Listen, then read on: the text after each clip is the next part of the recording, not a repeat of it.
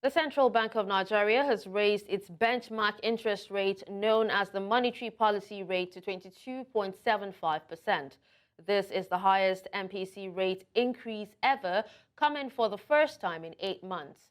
The cash reserve requirement was increased to 45%.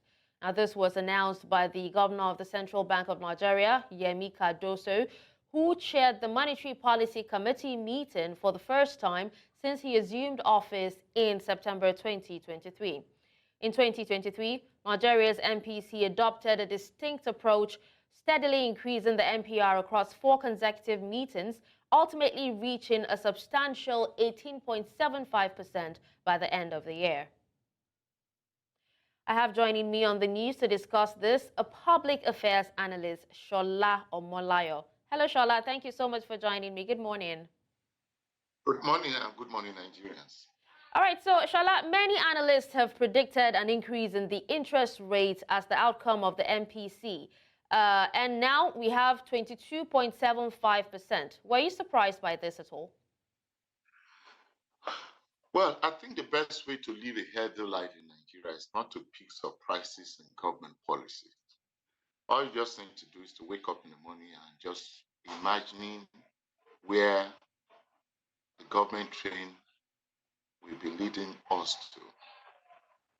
Getting to hear this detail about the governor of the central bank policy, I don't know where to place it. Is it that they are trying to, I see them towing the part of this, the IMF policy in putting pain on Nigerians. With the law, with what we are having before, around 18% who had survived the policy of loan tracking in this part of the world. Who? Now you are increasing it to 22%. Understanding the way we run our policy in the banking sector, how viable would that even be?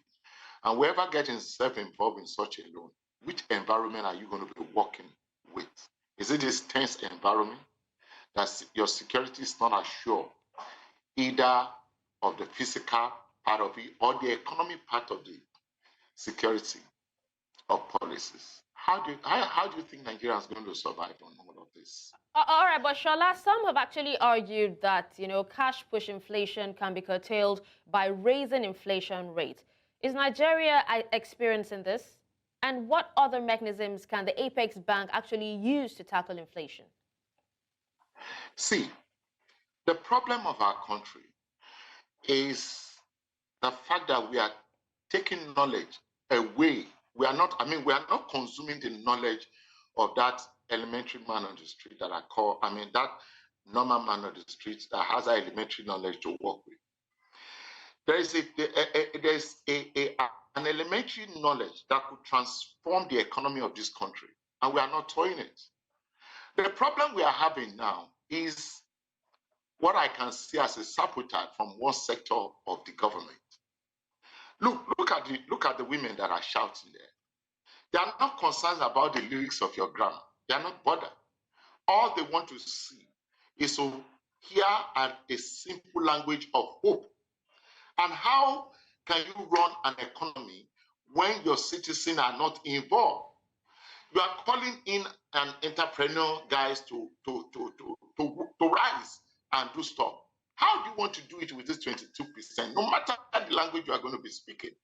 See, my sister, if you cannot handle the system from the streets, that woman that you call a market woman, if the economy is not running, the local business, if it's not running fine, you can't get it right. Running abroad to say you want to bring in foreigners to come and do business there, they will not come. And if they are coming, they want to come and make profit from our foolishness. That's what we are saying here. All right. It's not that there is. Shola, not that the policy is that the problem we are having is the policy to assess a fund that will meet the needs of the people.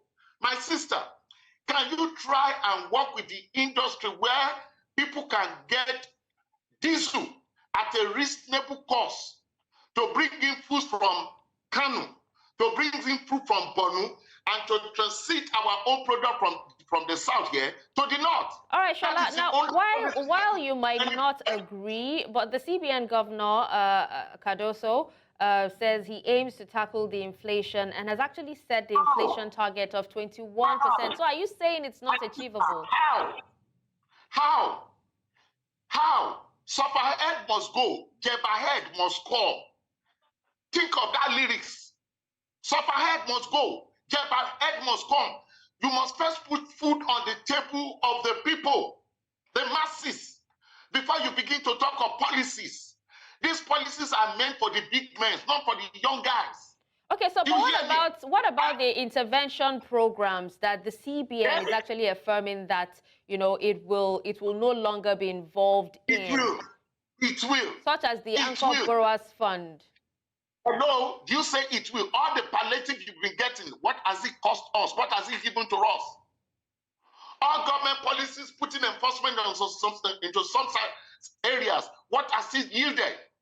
Well, security, let's give it to them. They are trying. If you really understand the trend of what is going on in this country for the past 6-7 years, you can begin to say, okay, they are doing stuff with just a reduced force, because our forces are not that many to fight this cause. I am telling you an elementary knowledge. Last year, January, February, bringing in items from the north, a trailer will take something like 700,000 or 600,000 from you. Now, any trailer that is going to move from the north to the south you are going to pay them nothing less than 1,150,000 to 1,300,000. How do you manage that? Which policy is going to change that overnight for us? Is it this policy that is increasing your loan to 22?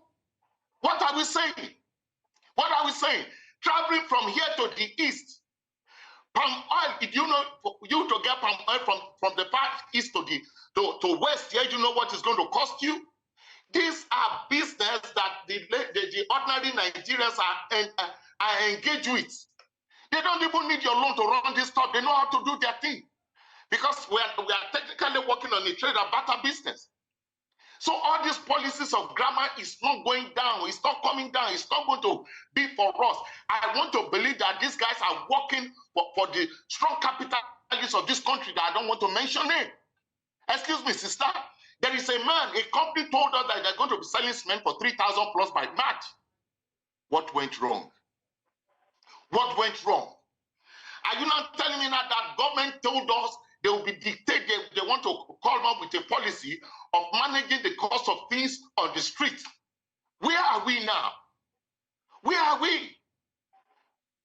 Where are we? Soldier go, soldier come. That is what we are seeing. I am not saying that the president is not doing stuff. The resources that is coming to the state, how are they running it? Thank God Lagos State is trying to make something. But what of other states? What of other states? What are they doing with their own resources?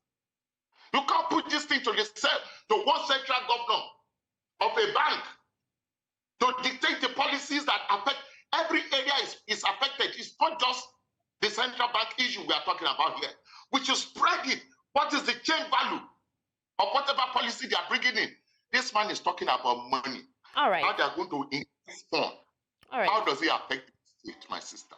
All right. Well, you know how to run this in setting your program for almost the numbers of hours you want to work with. All right. Well, thank you so much, Shola Omolayo, for joining me and speaking on this topic. We really appreciate you for your time. Thank you for your insight on this. God bless Nigeria.